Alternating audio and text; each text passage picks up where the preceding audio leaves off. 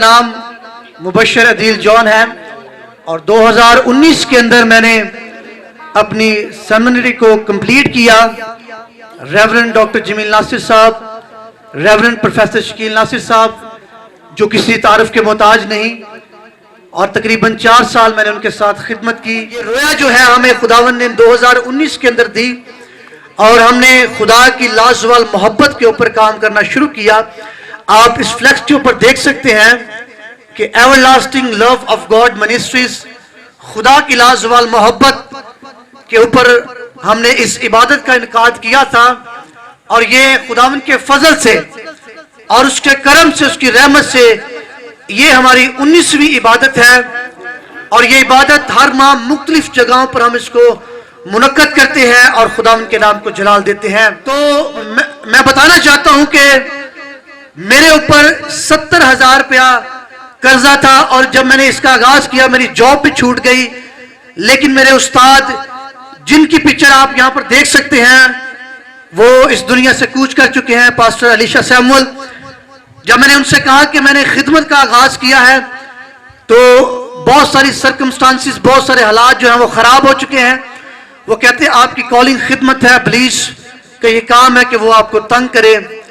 तो खुदावन के फजल से इबादत नहीं गुजरी जिसके अंदर हमने रूहानी खुराक के साथ साथ बल्कि जिस्मानी खुराक को भी खुदावन के फजल से मुहैया किया है।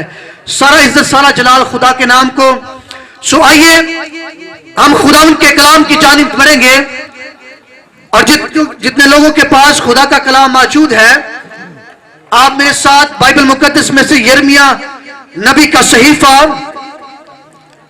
उसका 8वां बाब और उसकी जो हमारी आज की मरकजी आयत है वो 22वीं आयत है। लेकिन मैं मुनासिब जानूंगा, मेरी बिनते कौम के नाला की आवाज दूर के मुल्क से आती है, क्या खुदावन सयून में नहीं, क्या उसका बादशाह उसमें नहीं?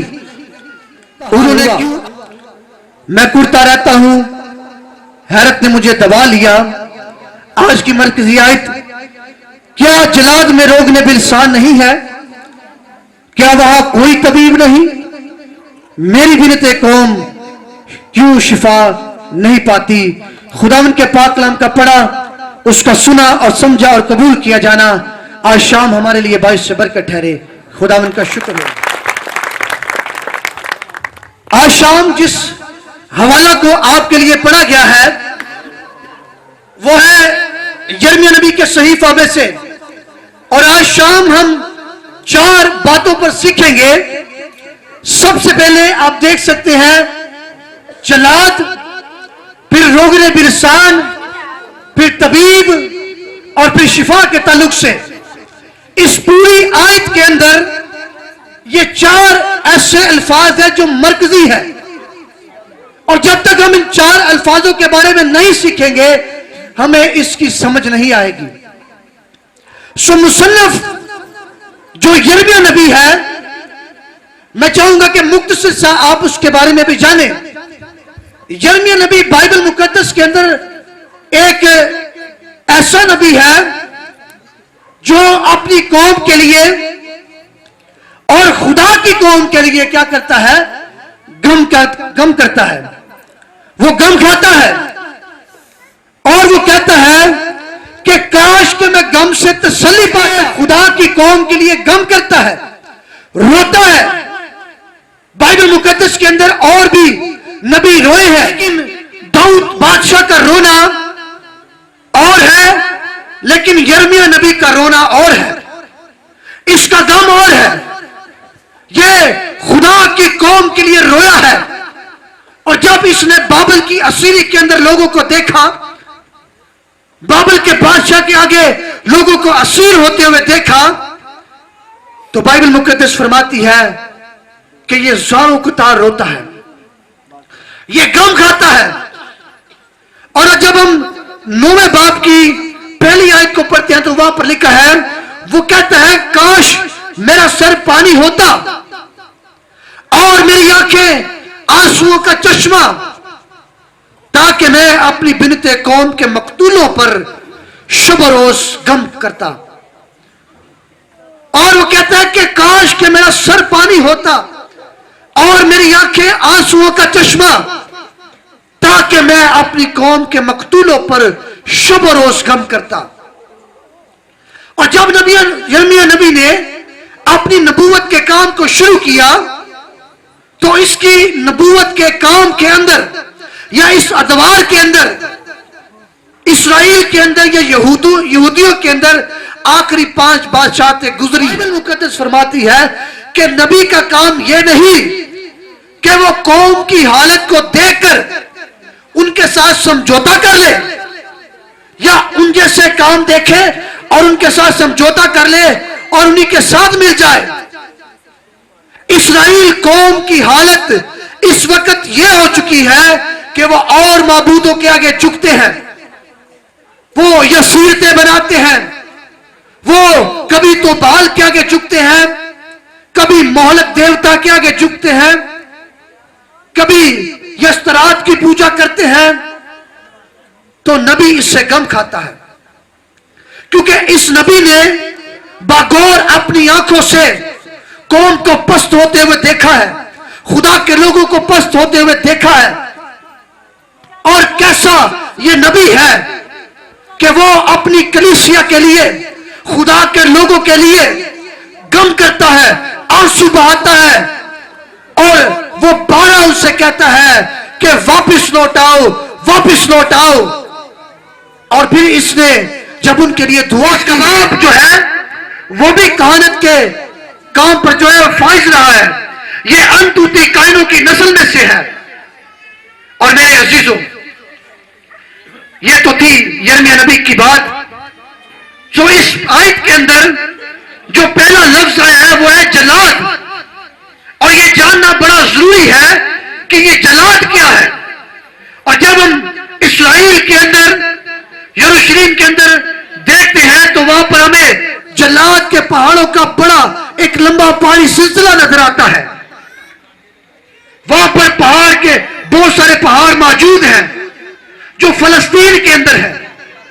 और मेरे अजीजों, जिस रोज याकूब जो है वो अपने मामू लाबन के हाथ से निकलता है और वो अपनी बीवियों, अपने बच्चों को, अपने माल असबाब को अपने साथ लेता है और वो सफर करना शुरू करता है उस मुल्क की जानिब या उस जगह की जानिब जो खुदा उससे देना चाहता है। तो हम बाइबल मुकद्दस के अंदर देखते हैं कि उसके मामू लाबन को जो है वो इस बात का इल्म नहीं होता, वो उससे चोरी निकलता है। और जब वो बड़ी दूर निकल जाता है तो लाबन जो है वो उसका पीछा करता है, वो गायब हो जाते हैं, वो चोरी हो जाते हैं। एक बात तो ये, दूसरी बात वो अपने मामू लाबन से मिलता नहीं है और इसी तरह जो है वो अपने बच्चों को, अपनी बीवियों को वहां से लेता है और रवाना हो जाता है। सो लाबन जो है वो याकूब का ताकुब करता है, उसका पीछा करता है और बड़ी दूर दराज जाकर उसे दबोच लेता है। वहां पर कहता है कि मुझे तलाशी दो, मैं एक एक की तलाशी लूंगा। वहां पर उनके ऊंटों की, उनके मालो सबाब की तलाशी ली जाती है, एक एक शख्स की नौकरों की तलाशी ली जाती है और किसी से वो बुत जो है वो बरामद नहीं होते। और मेरे अजीजों, वो बुत चुराए थे राखिल ने। जब राखिल की बारी आती है तो उसका बाप उससे कहता है, आए बेटी उठ और मुझे तलाशी दे, क्योंकि वो ऊंट के कटारे के ऊपर बैठ जाती है और उन बुतों को वहां पर छुपा देती है। वो कहती है कि आए मेरे बाप, मैं इस हालत में नहीं कि इस जगह से उठ खड़ी हूं। सो वो ये मुनासिब जानता है कि उसकी तलाशी ना ली जाए। अब वहां से बुत जो है वो बरामद नहीं होता, जो है वो अपने नौकरों से कहता है कि पत्थर लाओ।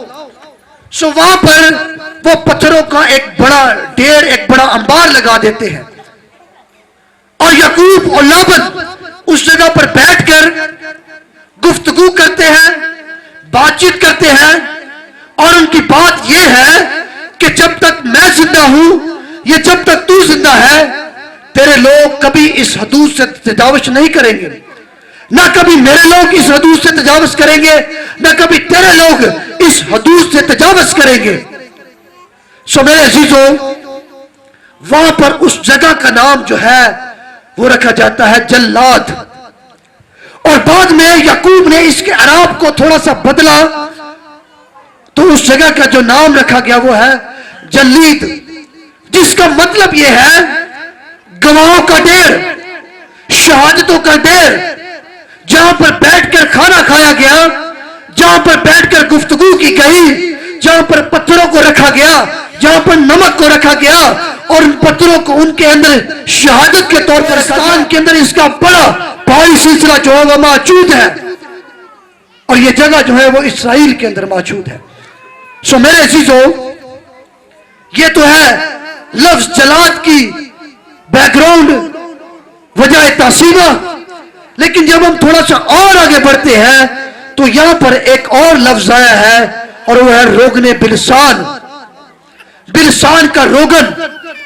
और ये एक ऐसा रोगन है, एक ऐसी गूंद है, एक ऐसी मलम है जिसको अगर कोई शख्स हो और कोई भी ऐसा रोग जो इंसान के बदन को लगा हो, वो टूट फूट का शिकार हो गया हो, तो जब रोगने बिलसान या बिलसान का रोगन जो है वो लगाया जाता था तो बड़े से बड़ा जख्म जो है वो बच जाता था, लोग उससे शिफा पा जाते थे, वो जख्म जो है वो भर जाता था और उनका जिस्म जो है वो शिफा पा जाता था। सो ये तो है कि वो कैसा रोगन था, लेकिन अब इसे बरामद कैसे किया जाता था। ये हमारी जो इबादत है ये एजुकेशनल इबादत है, तालीमी इबादत है। हम कोशिश करते हैं कि ऐसे पैगामात जिनके अंदर गहरी बातें हो वो लोगों को बताए जाए। सो मेरे अजीजों, रोगने बिलसान को हासिल करने का तरीका जो था, आप पॉपुलर के दरख्तों को देखते हैं, आप कीकर के दरख्तों को देखते हैं, इसी तरह उस वक्त के अंदर बड़े बड़े बागात लगाए जाते थे और क्यारियों की सूरत में बड़ी तरतीब के साथ जो है वो इन दरख्तों को लगा दिया जाता था। और जब ये दरख्त बड़े होते हैं तो वो लोग क्या करते हैं, या बागबान क्या करते हैं, वो इन दरख्तों के अंदर कील ठोक देते हैं। और जैसा कि आप देखते हैं कि मुझे उस दरख्त का नाम भूल गया, शायद आपको पता हो कि एक ऐसा दरख्त है जब उसको कभी कट लग जाए तो वो अपनी रघुबत जो है वो छोड़ता है, उसकी गूंद आपने अक्सर दरख्तों के ऊपर देखी होगी, वो गूंद छोड़ता है। कीकर का दरख्त भी बिल्कुल, कीकर का दरख्त जो है वो अपनी रघुबत छोड़ता है। इसी तरह वो लोग क्या करते थे कि वो उस दरख्त के ऊपर कील ठोक दिया करते थे।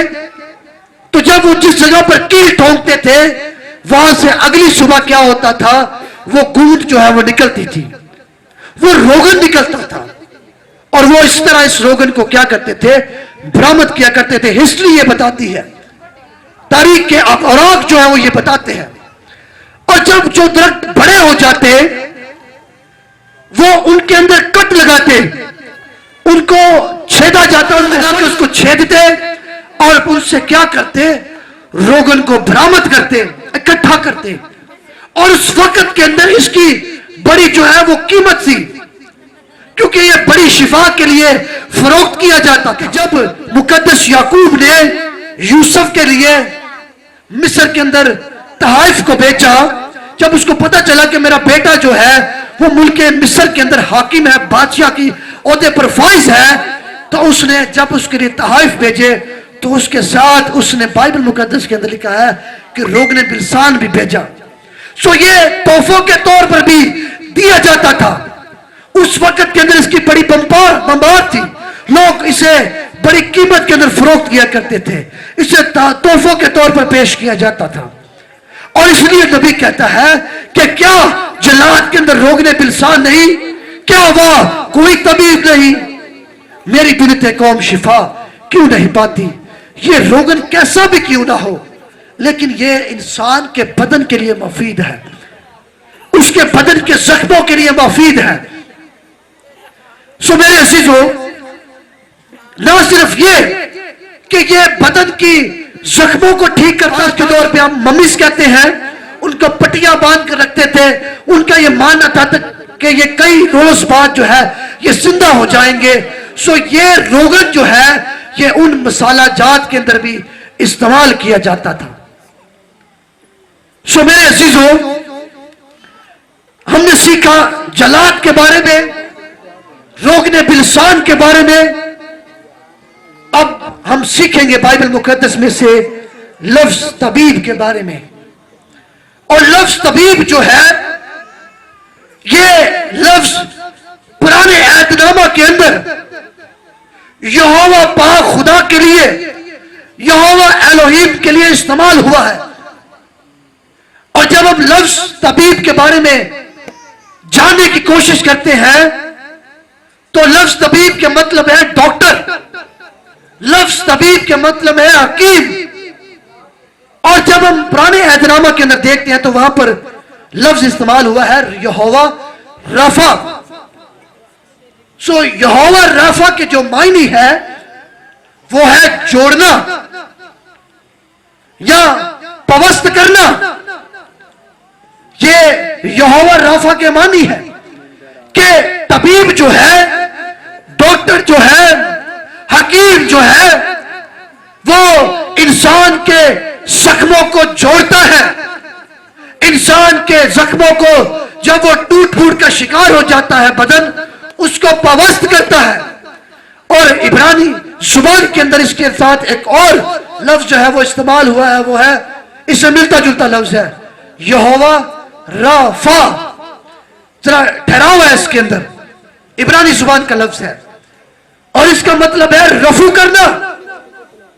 जब कोई कपड़ा जो है वो फट जाता है तो हम उसे लेकर एक किसी टेलर के पास जाते हैं और वो उसे रफू करता है। तो सेम इसी तरह इसका मतलब है रफू करना। इंसान का बदन जो टूट फूट का शिकार हो जाता है, उसे जैसे एक टेलर जो है वो रफू करता है, इसी तरह एक तबीब, एक डॉक्टर, एक हकीम जो है वो इंसान के बदन को रफू की तरह मानी इस्तेमाल हुआ है, और वो है यहोवा रफाया। और ये जो लफ्ज है, ये इसका मतलब है जख्मों को सीना। सो हम देखते हैं कि बाइबल मुकद्दस के अंदर, पुराने एहदनामा के अंदर, इस्राएल के अंदर यहूदियों का बड़ा तबीब जो है वो यहोवा पाक खुदा है, जो बड़ा तबीब है, जो जख्मों को सीता है, जो जख्मों को जोड़ता है, जो उन्हें पवस्त करता है, जो उन्हें रफू करता है। और इंसान का बदन जो टूट फूट का शिकार हो जाता है, उसे क्या करता है, उसे जोड़ता है, उसे सीता है, उसे पवस्त करता है। लेकिन मेरे शिशु, आज शाम हम एक ऐसे तबीब के पास आने को है जो एज अ मसीह होते हुए मुझे और आपको बख्शा, मुझे और आपको बख्श दिया गया। और वो मेरा और आपका मसीहा यीशु मसीह नासरी है, जो तबीब आजम है। बड़े से बड़े डॉक्टर, बड़े से बड़े हकीम, बड़ा से बड़ा जो तबीब है वो उससे नीचे है। लेकिन यहोवा पाक खुदा यीशु मसीह नासरी जो है वो तबीब आजम है। हालेलुया। और आज शाम वो आपके बदनों को, आपकी नफ्सों को, अगर तो आपकी रूहें भी जो है वो टूट फूट का शिकार हो चुकी है, तो ये एक ऐसा तबीब है जो आपकी रूहों की मरम्मत भी करना जानता है। हालेलुया। रोगनी बिलसान जो है वो तो सिर्फ इंसान के बदन को शिफा देता है, लेकिन जो यीशु का लहू है वो ना सिर्फ इंसान के बदन को बल्कि इंसान की रूह को भी शिफा देता है। हालेलुया। इसलिए बाइबल मुकद्दस फरमाती है कि आसमान उसकी नजर में अब कामिल नहीं है। आसमान की कामियत जाती रही। और जिस रोज आदम ने गुनाह किया, वो खुदा जिसका जलाल उसके तख्त के इर्द गिर्द रहता था, वो जलाल जो खुदा के तख्त के इर्द गिर्द था, वही जलाल उसने फरिश्तों को बख्शा, वही जलाल उसने आदम को भी बख्शा। वही जलाली पोशाक जो है उसने आदम को भी पहनाई। लेकिन जिस रोज आदम ने गुनाह किया, वो जलाल जो है वो आदम से भी उठ गया। और अल मुख्तसर ये कि जमीन के हर एक जर्रे के अंदर खुदा का जलाल जो है वो पिना था। हर एक चीज खुदा के जलाल को साइन करती थी। ये पहला वो वक्त है कि जमीन के ऊपर सरजद गुनाह हुआ है। आसमान के ऊपर गुनाह हुआ, वो पहला वक्त था कि आसमान के ऊपर गुनाह हुआ। और जमीन पर और पूरी कायनात के ऊपर ये दूसरी बार है कि पूरी कायनात के ऊपर जो है वो गुनाह हुआ है। अब हुआ क्या कि खुदा फरमाता है कि जमीन के सबब से आदम तू लाती हुआ, जमीन तेरे लिए ऊंट कटारे उगाएगी और तू अपनी मेहनत से मुशक्कत से क्या करेगा, अपनी रोटी कमाएगा। मैं इसे शॉर्ट कर रहा हूं। जब थोड़ा सा और वक्त आगे गुजरा तो आपस में उनकी औलाद की बन ना पाई। काइन ने हाबिल का कत्ल किया और यह पहला वक्त है कि जमीन के ऊपर खून बहाया गया, कत्ल हुआ, जमीन के ऊपर खून बहाया। इस रोए जमीन के ऊपर तेरा खाना खराब होगा। और ये खुदा से कहता है कि आए काइन, अब जमीन जो है वो तेरे सबब से क्या हुई, लानती हुई। अब जमीन भी लानती है और इंसान भी लानती है। खुदा का जलाल आदम से भी उठ गया, जो अब अपने दूसरों का भी इख्तियार, दूसरों का भी इतबार नहीं करता। अब एक ऐसी शख्सियत की जरूरत है जो नस्ल इंसानी को गुनाह की मसूरी मौत से आजाद करे, क्योंकि जमीन भी लानती है और इंसान भी लानती, और जो जमीन का हासिल है यह भी लानती है। और इंसान का मिलाप करवाए, उनको दोबारा पवस्त करे, लेकिन ऐसा मुमकिन ना हो सका। रोगने बिल्सान जो बजरिया शिफाए बिल्सान, जो बजरिया शिफाए इंसानी बन जाता है, हम यीशु मसीह को कोहे कलवरी पर एक बड़ा तबीब आजम देखते हैं। और अब इसका राज जो है वो खुलने वाला है। जिस रोज यीशु ने सलीब को अपने कंधों के ऊपर उठाया, तो मेरे अजीजों, उसने जमीन की लानत को अपने ऊपर उठाया ताकि वो इस जमीन की लानत को जो है वो दूर करे। और जब कोहे कलवरी के ऊपर उस सलीब को गाड़ा गया, उस सलीब को लगाया गया, तो मेरे अजीजों, जब यीशु मसीह के खून का पहला कतरा जमीन के ऊपर गिरता है तो वो इस जमीन की लानत को दूर करता है। हालेलुया। हम एक औरत के बारे में देखेंगे जिसे 12 बरस से खून जारी था, और बाइबल मुकद्दस फरमाती है कि वो बड़े तबीबों से अपना इलाज करवा चुकी थी। अपना मालो सबब, अपना रुपया पैसा, वो बड़े तबीबों के पास गई, बड़े डॉक्टरों के पास गई। लेकिन जिस रोज वो बड़ी भीड़ में से होती हुई यीशु के पास आती है, तो वो उसका ये ईमान देखे और उसके ईमान की मिराज देखे, ये उसके ईमान का स्केल देखे कि वो अपने दिल में ये इरादा करती है कि अगर मैं उसकी पेशाब के पल्लू को छूऊंगी तो मैं शिफा पाऊंगी। और ऐसा ही हुआ। जब उसने यीशु की पेशाब के पल्लू को छुआ तो बाइबल मुकद्दस फरमाती है मुझे छुआ है क्योंकि मुझ में से शिफा निकली है। शागिर्द कहते हैं कि आका भीड़ तो तुझ पे गिरी पड़ती है और तू कहता है मुझे किसी ने छुआ है। वो कहता है कि मुझसे शिफा निकली है। और वो उस औरत का ये बयान है कि मैंने बड़े तबीबों के पास अपना रुपया पैसा लुटाया, मैंने बड़े तबीबों से अपना इलाज करवाया, लेकिन आए यीशु मसीह नासरी, जब मैं तेरे पास आई हूं तो मैं शिफा पा गई हूं। मैं तेरे पल्लू को छूने से ही शिफा पा गई। हालेलुया। एक ऐसा डॉक्टर है, एक ऐसा हकीम है, जब आप किसी डॉक्टर के पास जाए ना तो वो आपसे पैसे लेते हैं, फीस लेते हैं। और मैंने देखा कि बहुत बहुत डॉक्टर्स की फीस है। मेरे वालिद साहब हार्ट पेशेंट थे, नवंबर के अंदर वो हार्ट पेशेंट हुए, उनको हार्ट अटैक हुआ। तो जब हम इत्तेफाक के अंदर गए तो उस डॉक्टर की बहुत ज्यादा फीस है। तो मुझे जिंदगी में पहली दफा ये पता चला कि इतनी फीस भी डॉक्टर लेते हैं। सिर्फ फीस, दवाइयां जो है वो बात की बात है, बात की बात है। तो आप भी जब डॉक्टर के पास जाते हैं वो आपसे फीस लेता है, मशवरे की फीस लेता है। लेकिन